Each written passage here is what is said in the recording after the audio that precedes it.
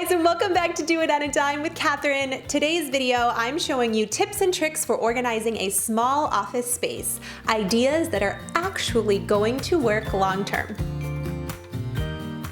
The desk area in this video is in my friend Shauna's kitchen. It's a nook area that's in a high traffic zone, so it tended to become a dumping ground for a lot of stuff. Maybe you can relate to this, especially if you don't have a designated room for an office. Shauna's been in a lot of videos on my channel, most recently when we organized some cabinetry in her kitchen. So she was really excited to start this project. Her desk was always getting messy and the kids were always using it, so she tended to store a lot of office supplies in another closet in the house, and that wasn't working out. This is all the paper that's accumulated in my house over the last 2 months when I let my paper system fall apart. So this is everything that came out of the desk and needs a new place, like the recycling can, old cards. So taking the time to get rid of those things was so freeing. It's like you could feel it in the room as we were getting rid of stuff. These little items, it's like, what do you do with all of these little things? And the answer is to find a specific home and how you're going to use them. She's got lots of papers in here we've got to sort through. We are slowly making progress on the space. How much room I'm gonna have. This is fantastic. It's done. All done.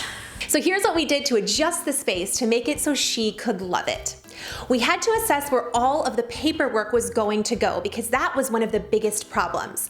We got at Target a hanging file system, so she has to do, to pay, and she even has files for each of her kids, so all of those things have a place to go.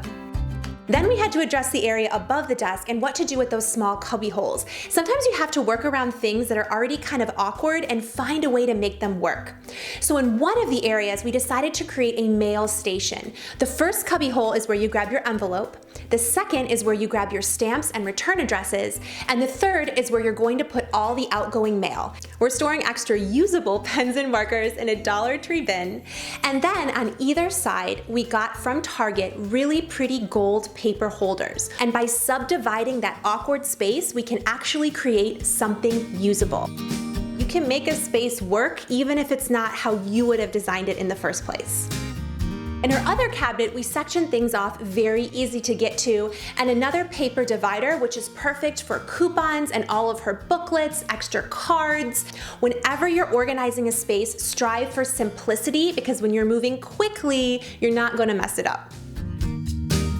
And I love the chalkboard that we leaned up against the back, which is a really easy way for her to make lists.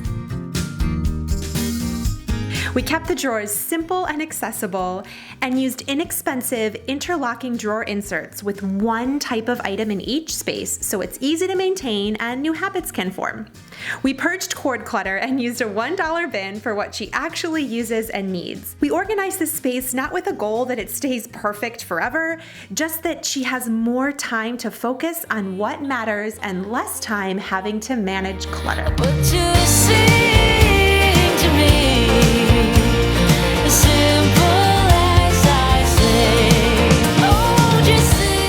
If you enjoyed this video, leave it a big thumbs up, subscribe, and I will catch you in the next one. Bye. So you guys always ask what happens after I go and organize at somebody's house. Does it stay clean and organized? Shauna, this looks really good. Well, thank you. Yeah, it looks awesome. Even she has a little basket down here, and she got these. This kitchen looks so good. Thank you. You best. Check out what Kathryn did. Oh my God. The fact that you can see all this is gonna make me so fat.